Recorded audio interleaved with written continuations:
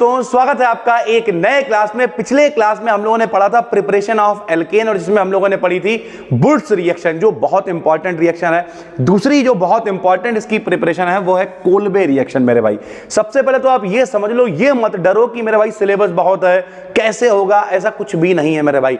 आप देखना आने वाली 5 से 6 वीडियोस के अंदर आपकी पहली यूनिट पूरी खत्म हो जाएगी जिसका नाम है एल्केन्स एंड साइक्लो एल्केन्स। उसके बाद हम लोग एल्कीन्स पे आ जाएंगे, एल्काइंस पे आ जाएंगे और 15 वीडियोस के अंदर आपका इधर वाला जितना भी पोर्शन है वो सब खत्म हो जाएगा। तो बिल्कुल भी टेंशन नहीं लेनी है, डिस्क्रिप्शन में प्लेलिस्ट है, ऐप पर देख रहा हो तो बहुत अच्छी बात है। चलिए शुरू करते हैं। देखो भाई कोल्बे रिएक्शन क्या है, बहुत आराम से समझना, कोई कठिन नहीं है। और हम हमेशा खुद लिखते हैं बैठ के कंटेंट, इसलिए थोड़ा सा टाइम लगता है लेकिन कंटेंट बेहतरीन होता है। देखो भाई सैचुरेटेड फैटी एसिड, सबसे पहले आपको यह समझना पड़ेगा ये सैचुरेटेड क्या है। सैचुरेटेड का मतलब होता है संतृप्त। संतृप्त क्या होता है? जहां पर सारे बॉन्ड सिंगल बॉन्ड होते हैं मेरे भाई। जैसे अगर हम कहते हैं CH3COOH, अगर हम इसका स्ट्रक्चर बनाएं तो C एक बीच में आ जाएगा, इधर COOH आ जाएगा और इधर एक H आ जाएगा, एक H यहां आ जाएगा, एक H यहां आ जाएगा। यानी यहां पे सारे बॉन्ड क्या है? सिंगल बॉन्ड है। कार्बन कार्बन के बीच कौन सा बॉन्ड है? सिंगल बॉन्ड है। तो ये संतृप्त है यानी सैचुरेटेड है, पहली बात। तो सैचुरेटेड का मतलब जहां पे सारे बॉन्ड सिंगल बॉन्ड होते हैं कार्बन कार्बन के बीच में। अब सैचुरेटेड फैटी एसिड क्या होते हैं? एसिड वो होते हैं जिनमें COOH होता है, इसलिए हमने आपको एग्जांपल ही बताया CH3COOH। COOH क्या है? जिसमें एसिड समूह होता है, COOH समूह होता है, उसे हम लोग एसिड कहते हैं मेरा भाई। ठीक है, जो अभी हमने लिखा था यहाँ पे CH3COOH, इसका नाम है एसिटिक एसिड। क्या नाम है?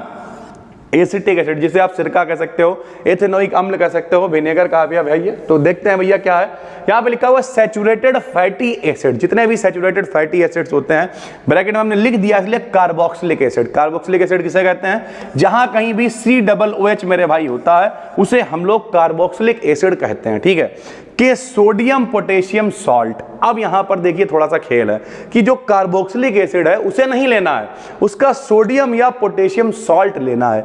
यानी हम उसमें से कुछ एक हटाएंगे और सोडियम या पोटेशियम लगाएंगे, तब वो एसिड नहीं रह जाएगा बल्कि उसका सॉल्ट बन जाएगा। कैसे बनेगा अभी दिखाते हैं आपको। ठीक है, तो सोडियम पोटेशियम सॉल्ट की इलेक्ट्रोलिसिस कराने पर, अब इलेक्ट्रोलिसिस को हिंदी में कहते हैं विद्युत अपघटन। ये विद्युत अपघटन क्या होता है ध्यान से समझिए। जब कभी भी मेरे भाई आप मान के चलो एक टंकी लेंगे हम, ठीक है, इस टंकी के अंदर मेरे भाई 2 इलेक्ट्रोड होंगे, एक इलेक्ट्रोड होएगा प्लस और एक इलेक्ट्रोड होएगा माइनस। प्लस वाले को हम लोग हमेशा कहेंगे एनोड, प्लस वाले को क्या कहेंगे? एनोड कहेंगे। माइनस वाले को कहेंगे कैथोड। क्या कहेंगे? कैथोड। तो प्लस वाले को एनोड कहेंगे, एनोड कह दिया, माइनस वाले को कैथोड कहेंगे यानी कैथोड कह दिया मेरे भाई। ठीक है, और इसके अंदर जो मटेरियल भरा होगा उसे कहते हैं इलेक्ट्रोलाइट, विद्युत अपघट्य। और जब रिएक्शन होगी मेरे भाई तो प्लस वाला माइनस की, तो मान लिया इसके अंदर NaCl भरा हुआ है, तो NaCl जब टूटेगा तो Na चला जाएगा माइनस की तरफ, Cl चला जाएगा प्लस की तरफ। तो इस प्रोसेस को कहेंगे इलेक्ट्रोलिसिस मेरे भाई, विद्युत अपघटन। और सरल भाषा में कहो इलेक्ट्रोलिसिस का मतलब विद्युत अपघटन, यानी विद्युत प्रवाहित करो, धारा प्रवाहित करो। और अपघटन मतलब टूट जाए कोई चीज, जैसे मान लिया NaCl भरा है, NaOH भरा, जो भी कुछ भरा हुआ है, जब उसमें धारा प्रवाहित करेंगे तो वो टूट जाएगा। टूट जाएगा तो इसी को हम लोग क्या कहेंगे? इलेक्ट्रोलिसिस कहेंगे मेरा भाई। ठीक है, तो हमने लिखा कि इलेक्ट्रोलिसिस कराने पर लोअर एल्केन प्राप्त हो जाएगा, यानी जो कम वाले एल्केन हैं वो वाले हम लोगों को मिल जाएंगे। कैसे मिलेंगे जरा देखना भाई, यहां समझो। सबसे पहले तो सर जी हमें सॉल्ट दिखाओ, सॉल्ट लो। यहां देखो भैया, जैसे हमने आपसे कहा CH3COOH, ठीक, ये क्या है? ये मेरे भाई कार्बोक्सिलिक एसिड है, सैचुरेटेड कार्बोक्सिलिक एसिड है। ठीक, लेकिन हमें कार्बोक्सिलिक एसिड नहीं लेना है, हमें क्या लेना? हमें इसका सोडियम या पोटेशियम सॉल्ट लेना है। तो हमने क्या करा, यहां से हाइड्रोजन हटा दिया और हाइड्रोजन की जगह पे Na लगा दिया। जाहिर सी बात भैया, जब हमें कुछ लगाना है तो कुछ हटाना भी तो पड़ेगा ना। तो हमें एक H हटा दिया, उसकी जगह पे Na लगा दिया। जब तक H लगा हुआ था तब तक ये कार्बोक्सिलिक एसिड था, जब H हट के Na आ गया तो ये कार्बोक्सिलिक एसिड का सॉल्ट हो गया, कार्बोक्सिलिक एसिड का सॉल्ट हो गया। तो इसका नाम हो गया भैया सोडियम एसीटेट। पहले था एसिटिक अम्ल, H हटा तो ये आयन बन गया एसीटेट, सोडियम जुड़ गया तो नाम हो गया सोडियम एसीटेट। क्या नाम हो गया? Sodium acetate.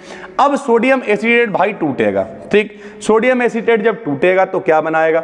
Na अलग हो जाएगा तो Na पॉजिटिव बनाएगा, CH3COO अलग हो जाएगा तो CH3COO नेगेटिव बनाएगा। ध्यान से सुनो मेरी बात, जब भी कभी नेगेटिव किसी के ऊपर आता, सुनो, मान लिया ए और बी के बीच में बॉन्ड बना हुआ है। जब कभी ये बॉन्ड टूटता है तो ये बॉन्ड दो तरीके से टूट सकता है। कैसे टूटेगा सुनो। पहला तो ये तरीका होता है भाई कि जब भी कभी ये जो बॉन्ड है इसमें एक इलेक्ट्रॉन इनका होएगा, एक इलेक्ट्रॉन उनका होएगा, दो इलेक्ट्रॉन बॉन्ड में होते हैं और दो इलेक्ट्रॉनों की जब साझेदारी होती है तब दो आदमी आपस में जुड़े होते हैं। जब ये कभी बॉन्ड टूटेगा तो पहला तरीका तो यह है कि ये अपना इलेक्ट्रॉन ले जाएं, अलग हो गए, ये अपना इलेक्ट्रॉन ले जाएं, अलग हो गए। इन्हें कहते हैं फ्री रेडिकल, जब आदमी अपना अपना इलेक्ट्रॉन ले जाता है। लेकिन नॉर्मली ऐसा नहीं होता है। नॉर्मली क्या होता है, एक आदमी अपना इलेक्ट्रॉन दे देता है, दूसरा आदमी दोनों इलेक्ट्रॉन ले जाता है। जो व्यक्ति इलेक्ट्रॉन दे देता है उसके ऊपर प्लस आ जाता है और जो इलेक्ट्रॉन लेता है, दोनों इलेक्ट्रॉन ले जाता है क्योंकि वो भिखारी है भाई, तो उसके ऊपर माइनस आ जाता है।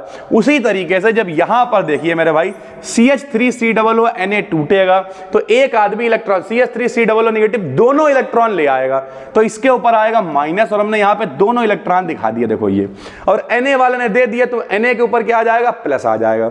अब होगा क्या, हमने आपसे कहा भैया जब भी कभी इलेक्ट्रोलिसिस की बात होती है वहां पर दो इलेक्ट्रोड होते हैं, एक कैथोड होता है, एक एनोड होता है। कैथोड मतलब माइनस होता है, एनोड माने प्लस होता है। तो माइनस वाला कहां जाएगा, माइनस वाला भैया प्लस पे जाएगा, प्लस वाला कहां जाएगा, माइनस पे जाएगा। तो माइनस वाला प्लस पे जाएगा, प्लस का मतलब क्या है, एनोड है। तो भैया एट एनोड, एनोड माने होता है प्लस। तो जो अपने पास माइनस वाला टुकड़ा है 2CH3COO नेगेटिव, ये आ गया एनोड के ऊपर। इससे क्या करेंगे, दो इलेक्ट्रॉन देंगे निकाल। ठीक, जब हम लोग इससे दो इलेक्ट्रॉन निकाल देंगे तब क्या होगा, देखो भैया अब एक CH3COO है तो एक इलेक्ट्रॉन निकलेगा, यहां दो लिखे हुए हैं तो दो इलेक्ट्रॉन निकलेंगे।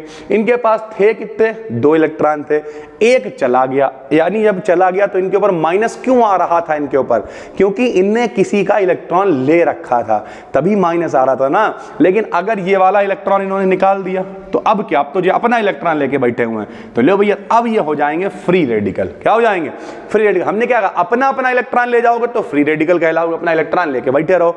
लेकिन अगर किसी का ले लोगे इलेक्ट्रॉन तो तुम्हारे पर माइनस आ जाएगा।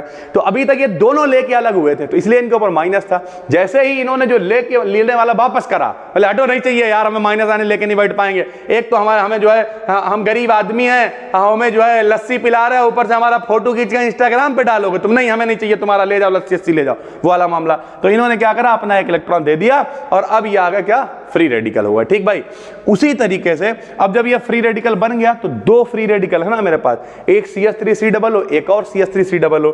तो देखो CH3COO।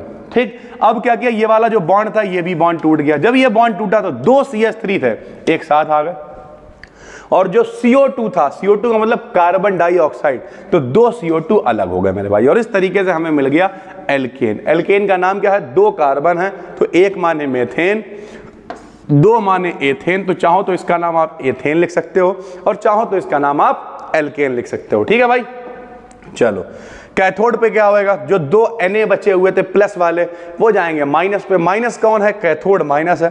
तो अब वो जो दो इलेक्ट्रॉन उन्होंने निकाल दिए, भैया ले जाओ हमें नहीं चाहिए, वो इनने भैया एक्सेप्ट कर लिए दो इलेक्ट्रॉन। जब दोनों अपने वापस ले लिए तो ये जो चौड़े होकर घूम रहा था, मेरे ऊपर प्लस है, इलेक्ट्रॉन दे रखा है हमने, उन्होंने कहा ले जा इलेक्ट्रॉन अपना यहाँ से। तो इलेक्ट्रॉन इनने वापस ले लिए, वापस ले लिए तो खाली Na रह गया। अब इनके ऊपर प्लस प्लस कुछ नहीं रह गया। इनका जल अपघटन कराया, जल से क्रिया कराई H2O, इन्होंने बना लिया NaOH और हाइड्रोजन गैस निकल गई मेरे भाई। ठीक है, तो ये पूरी पहला, ये दूसरा मेथड है आपका कोल्वे रिएक्शन। इंपॉर्टेंट की बात करें तो बुड्स वाला जो हमने आपको रिएक्शन कराई है इससे पिछले क्लास में, वो ज्यादा इंपॉर्टेंट है। हालांकि अभी हम एक दो प्रिपरेशन और कराएंगे, फिर इसकी प्रॉपर्टीज हैं, बहुत सारी चीजें हैं, फिर साइक्लोएल्केन्स है, बेयर स्ट्रेंथ थ्योरी है जो बहुत इंपॉर्टेंट है, पेपर में हर बार आती है। सारी चीजें आपको लाइन बाय लाइन करा रहे हैं। जो लोग एप्लीकेशन पे देख रहे हैं यहीं पे आपको PDF नोट्स में इसकी PDF मिल जाएगी। और अगर आप YouTube चैनल पे देख रहे हो तो डिस्क्रिप्शन में और कमेंट पिन कर देंगे, आप चाहो तो हमारी एप्लीकेशन को डाउनलोड कर सकते हैं। वहाँ पे सारे क्लासेस, सारी PDF एक जगह पर मिल जाती है। डिस्क्रिप्शन में उसका भी लिंक डाल देंगे। बस दोस्तों, फिर मिलते हैं, तब तक के लिए धन्यवाद, थैंक यू।